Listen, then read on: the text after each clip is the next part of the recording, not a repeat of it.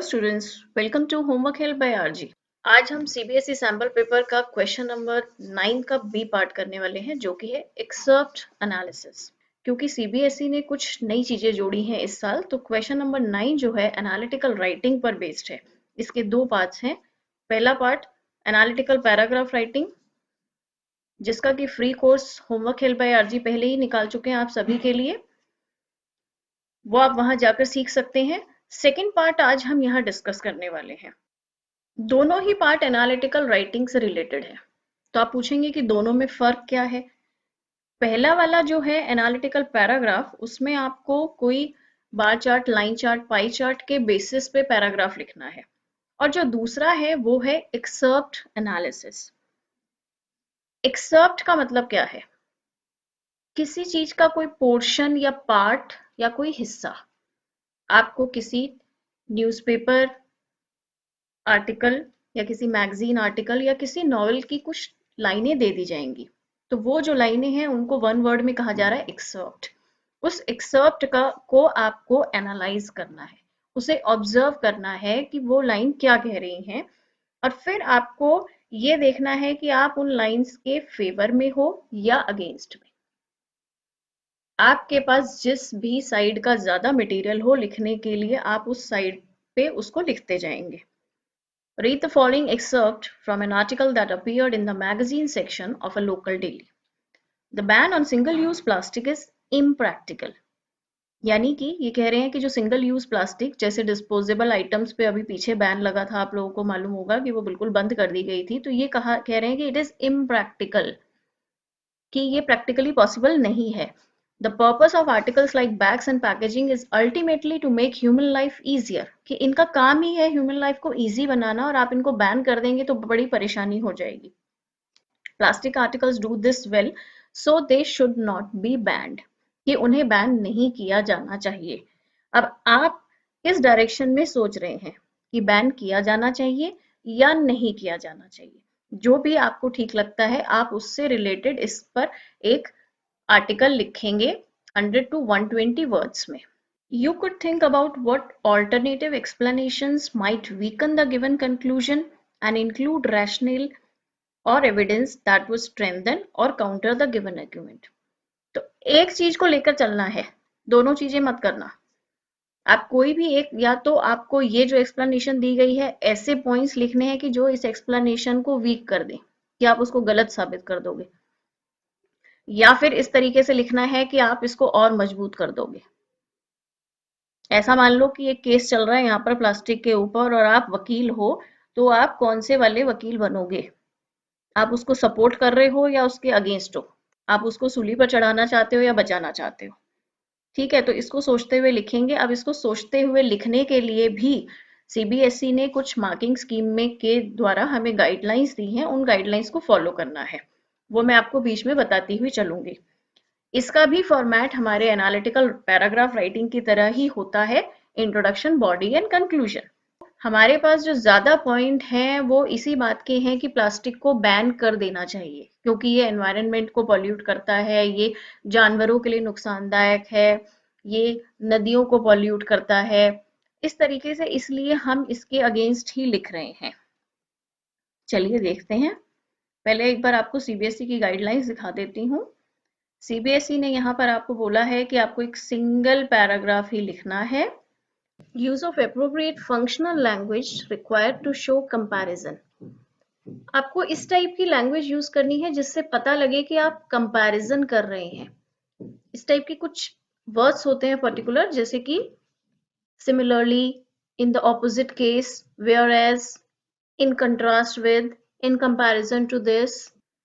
और साथ के साथ आपको इस तरीके से लिखना है कि उसमें कोहेशन हो, एकजुटता हो।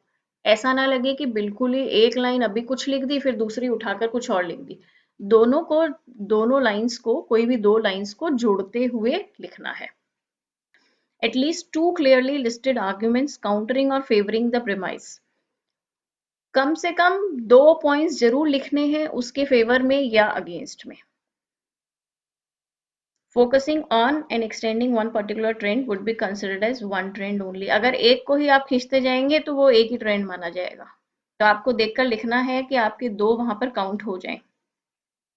कंक्लूडिंग लाइन में रीइटरेटिंग मेन इन्फ्रेंस और पोजीशन लास्ट, इससे पहले आप बीच में यहाँ पर कुछ सुझाव भी बताएंगे इस वाले में कि आप क्या क्या सुझाव दे सकते हैं कि प्लास्टिक को किस तरीके से बैन किया जाए या उसके क्या ऑल्टरनेटिव्स हैं। कंक्लूडिंग लाइन में हमारा जो मेन पॉइंट है, हम जो भी सपोर्ट या अगेंस्ट में चल रहे हैं, हम बस उसी को ही दोबारा से बता देंगे। I don't agree that the plastic ban is impractical. No doubt plastic has become an integral part of our fast paced life, but it doesn't mean that its side effect can be ignored. मैंने बिल्कुल clear यहाँ पहली ही line में बता दिया है कि I don't agree that plastic ban is impractical, कि मैं तो प्लास्टिक बैन से पूरी तरीके से सहमत हूँ। तो इसको पढ़ते ही एग्जामिनर को ये पता लग जाएगा कि भाई ये इसके खिलाफ ही लिखने वाले हैं, प्लास्टिक के खिलाफ आगे। ठीक है, तो हमने बताया कि इसमें कोई शक की बात नहीं है कि प्लास्टिक हमारे तेज दौड़ती हुई जिंदगी का एक इंटेग्रल पार्ट, एक मजबूत हिस्सा बन चुका है, लेकिन इसका मतलब ये नहीं है कि हम इसके साइड इफेक्ट्स को भुला दें। अब साइड इफेक्ट्स गिनाएंगे सीधा। बार बार आप लोग ये मत कहना कि plastic, we are using plastic but it is very harmful, ये it is very harmful, it is very harmful, ये बार बार नहीं बोलना है। सिर्फ इसमें हमने यहाँ गिना दिया, अब यहाँ पर इसके पॉइंट्स गिनाइए कि ये कैसे हार्मफुल है। Hot food packed in plastic container reacts with plastic and causes many diseases. गरम गरम खाना जब प्लास्टिक कंटेनर में डलता है, जो डिस्पोजेबल आइटम्स होती हैं, तो वह सेहत के लिए बहुत हानिकारक है। पहला पॉइंट ये हो गया। दूसरा गिनवाया, negligent disposal of plastic bags leads to choked drains. नालियों को रोक देता है, क्योंकि थैलियां हमने यूज की, इधर उधर वो उड़ती फिरती हैं कहीं भी, जिससे कि नालियां वगैरह रुक जाती हैं। Animals swallow plastic bags with the food mistakenly. गायें वगैरह जब देखती हैं किसी थैली में बंद खाना है, वो थैली उसके साथ ही उसको swallow कर जाती हैं, निगल जाती हैं। This non biodegradable object should be band completely. तो यहाँ इस पैराग्राफ में मैंने सारे रीजंस बता दिए कि प्लास्टिक से क्या क्या नुकसान है।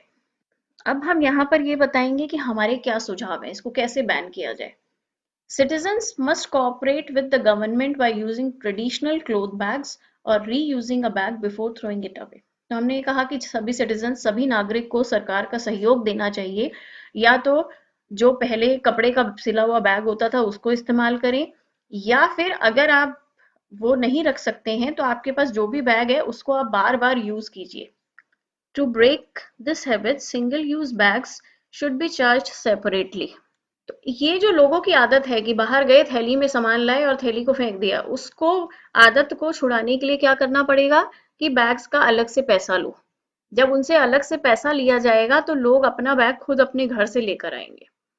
इस तरीके से हम बैग्स की होने वाली खपत को कम कर सकते हैं। The Say No to Plastic Bags campaign must start from an individual level to national level to make it a success. Plastic bag को ना कहो, थैलियों को ना कहो, ये जो आंदोलन है, ये एक इंडिविजुअल से, एक व्यक्ति से शुरू होकर एक राष्ट्र तक पहुंचना चाहिए, तभी ये सक्सेस बनेगा। केवल रूल्स बना देने से कोई काम नहीं होता है जब तक कि उसमें जनता का सहयोग ना मिले। तो ये हमारा 100 to 120 वर्ड्स का हो गया है, हमें इतना ही लिखना है। तो ये हमने एक्सर्प्ट एनालिसिस यहाँ पर कंप्लीट कर लिया है।